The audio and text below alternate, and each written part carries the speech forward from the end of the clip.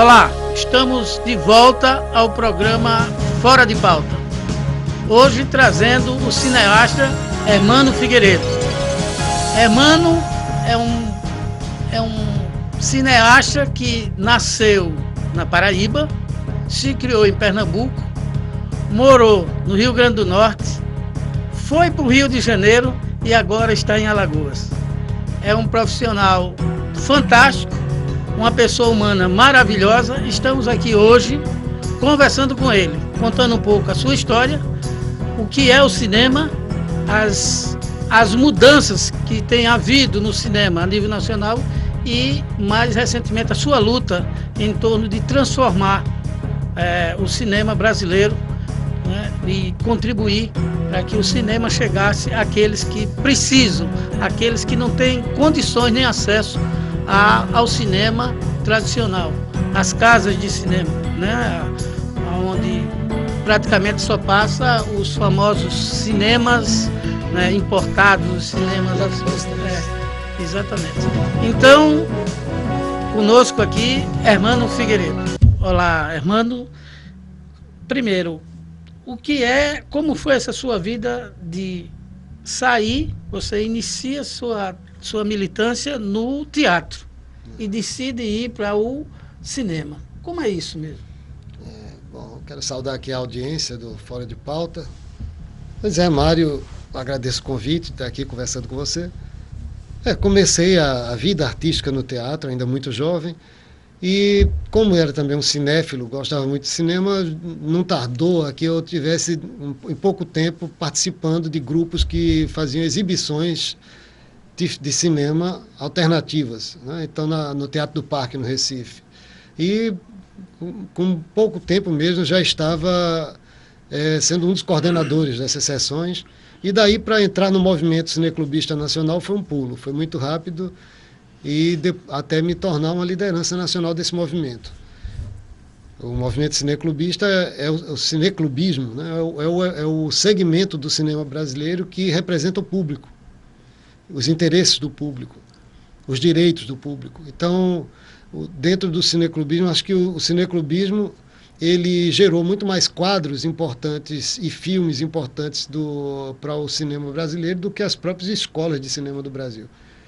Porque gente como Cacá Diegues, como Nelson Pereira dos Santos, os grandes cineastas brasileiros passaram por cineclubes. Eles começaram a gostar de cinema dentro do cineclubismo, né? A estudar cinema pelo cineclubismo. Então foi assim que começou o desejo de você ter de você como cinéfilo, e naquela época é muito diferente para as novas gerações, é inconcebível. Você não tinha não existia videocassete, não existia nenhum tipo se você não tinha visto um filme que fez grande sucesso há 5 anos atrás, por exemplo, um filme importantíssimo da Novelle Vague, se você não viu, no pouco espaço que teve para o cinema não comercial, numa capital como Recife, ou se você era muito pequeno para ter visto há 6, 7, 8 anos, e você hoje era um adolescente ou uma pessoa de 20 e poucos anos, você só tinha uma chance de ver nos cineclubes e na sessão alternativa. Bom, Hermano adora futebol. Qual é o teu time, Hermano? Eu sou tricolor do Santa Cruz Futebol Clube, o time do povo, o time das massas de Pernambuco. Estão lhe chamando de Cobra Coral, né?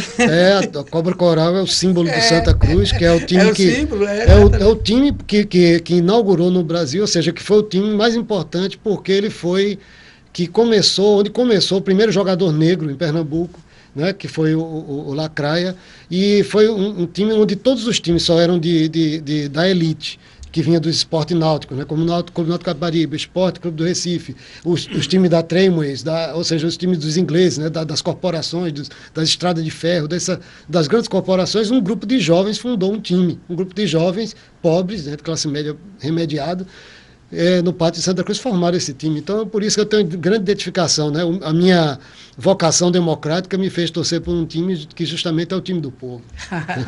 Olha, para quem não sabe, meu filho que mora em Recife é um Esporte Clube Doente. Ninguém é perfeito, né, Mário?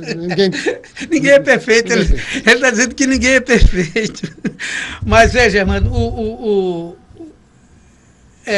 Mas veja, primeiro eu queria colocar o seguinte, cinema, eu sei que foi muito difícil naquele momento, o que é que lhe levou a sair do teatro, fazer o cinema, mas foi muito difícil naquele momento começar a fazer cinema, né, praticamente deve ter sido em Pernambuco, né, os primeiros passos lá na cidade do Recife. O que é que foi isso?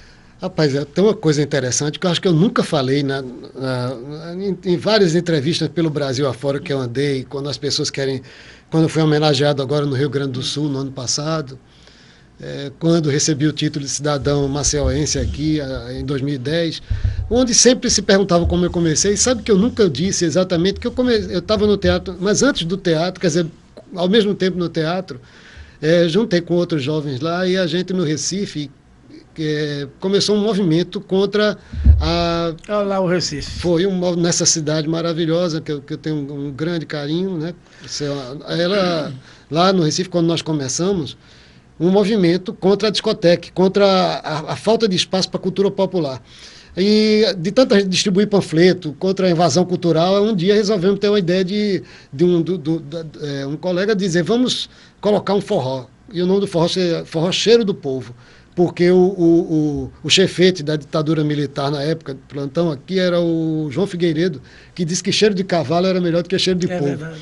Aí, por causa disso, a gente fez o Forró Cheiro do Povo. O Forró Cheiro do Povo tornou-se uma qualquer luxo lá em Pernambuco. E passou a ser foram os primeiros shows de Elba Ramalho, do Dominguinhos, da Elba Ramalho, do Geraldo Azevedo. Ou seja, e Luiz Gonzaga. Zé Ramalho. Luiz Gonzaga se apresentou lá. Isso. Então, eu comecei. Isso então era um momento, Recife vivia uma efervescência enorme. As pessoas começavam a ganhar a rua de novo, desafiando o que ainda. A ditadura ainda é presente, né? Em 1978, 79. E eu fazia teatro e era um cinéfilo, estava sempre nas sessões de cinema.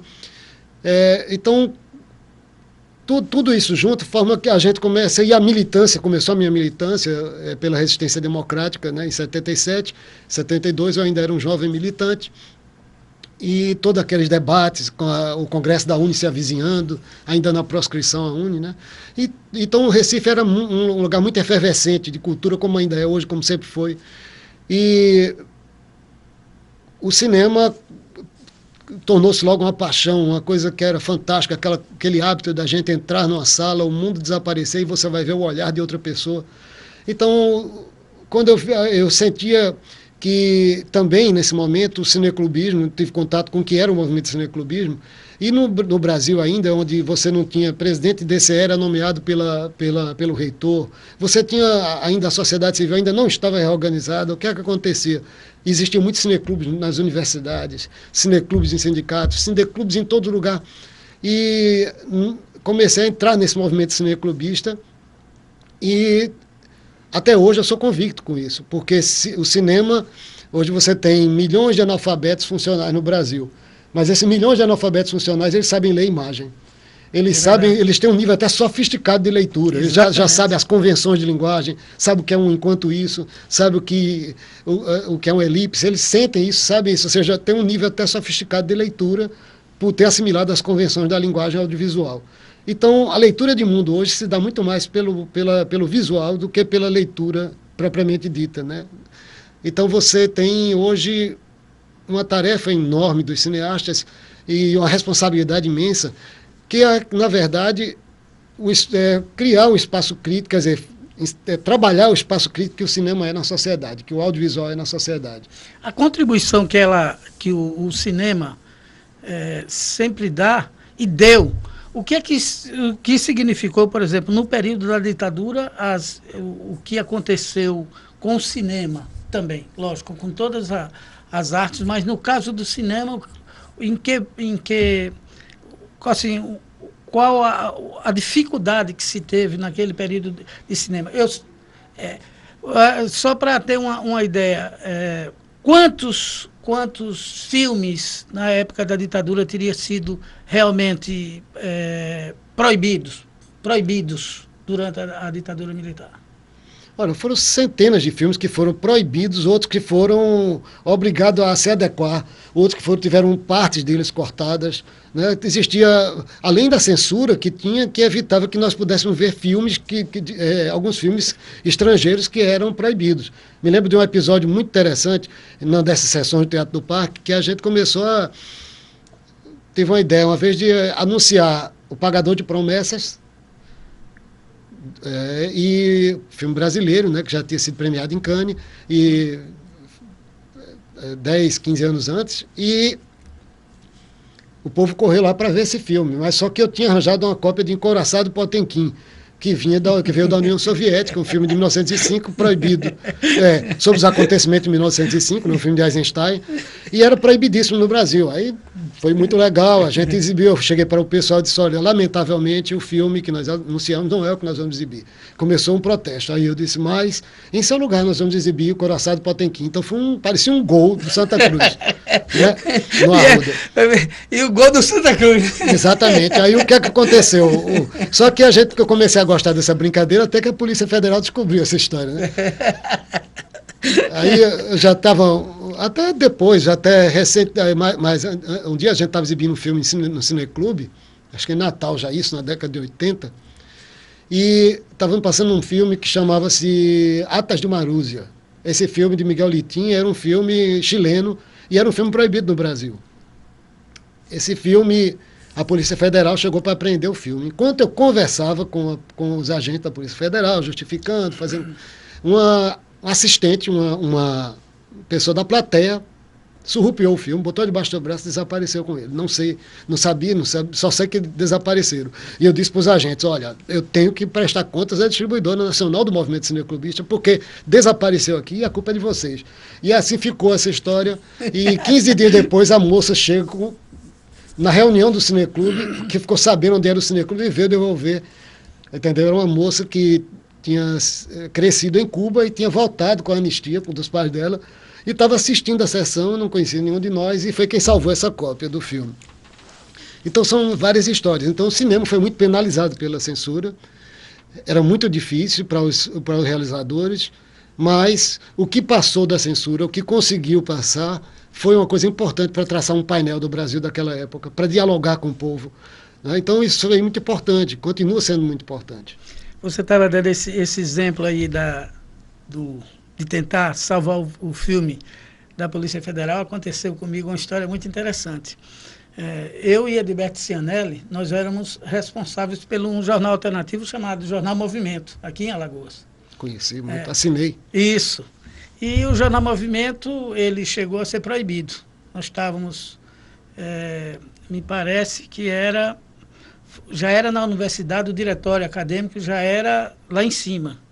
Né? Os diretórios foi em 1977 e o Jornal Movimento chegou a ser recolhido. E aqui em Alagoas foi um dos pontos que não foi recolhido, porque a Polícia Federal, quando chegou, nós descobrimos e o pessoal logo imediatamente pegou o Jornal Movimento, saiu correndo. E moral da história, foi um dos poucos...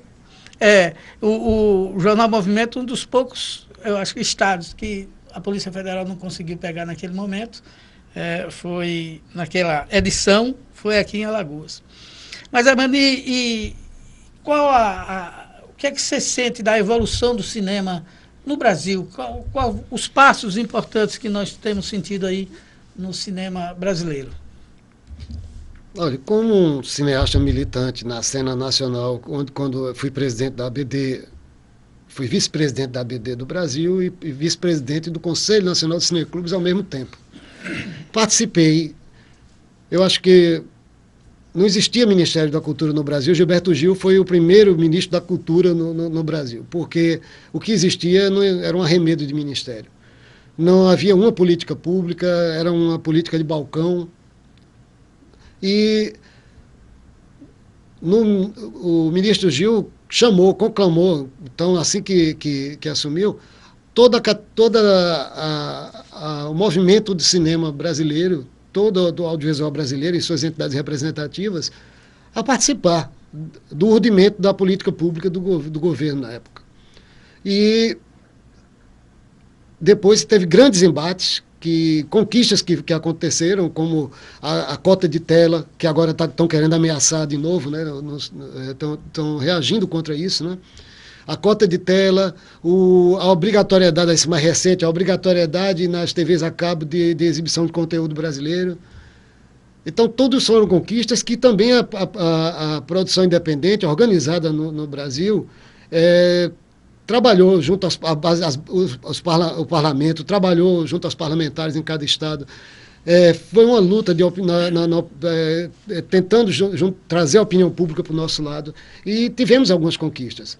Então, hoje, a gente pode dizer que existe hoje uma estruturação do cinema brasileiro. Você tem a agência reguladora do cinema, Ancine, por exemplo, que está agora investindo 400 milhões no audiovisual, e, inclusive, serão contemplados, vai inclusive, complementar os editais dos estados com 2 vezes mais o que cada edital tem. Por exemplo, se aqui o edital do município for de 150 mil, a Ancine está disposta a colocar pelo menos 2 vezes isso. Então, isso daí é uma coisa que você tem hoje uma agência reguladora, é importante, inclusive, para exigir a cota de tela, cobrar isso, verificar criar uma infraestrutura para o cinema brasileiro, aumentar o parque exibidor do cinema brasileiro, que está tendo incentivo para isso também, né? Então, hoje existe uma estruturação hoje disso daí. Você sabe que hoje, aos poucos, nós estamos perdendo primeiro os cinemas do interior. Depois do cinema de interior, nós estamos perdendo os cinemas de rua, os cinemas de bairro. E depois os cinemas mesmo de rua, até do centro das cidades, passando a ser somente dentro de shopping center, onde você podia ter acesso à produção, a uma sala de cinema comercial. E hoje está se retomando financiamento para que possa existir cinema de novo no interior. Mesmo com o jogo duro das distribuidoras, que é um jogo duro que exige as mesmas condições que um shopping center, uma cadeia, exige as mesmas condições para de distribuição para um pobre, coitado exibidor no interior. Então tem todo um problema a ser resolvido em relação a isso. Mas o cinema brasileiro hoje vive um momento plural, um momento crescente, um momento com produção que não é mais só localizada no eixo Rio-São Paulo. Hoje a produção hoje tem um grande movimento cinematográfico no Recife, no Ceará, na Bahia. E assim, acho que aqui em Alagoas é a coisa mais nova hoje no mapa do cinema no Brasil.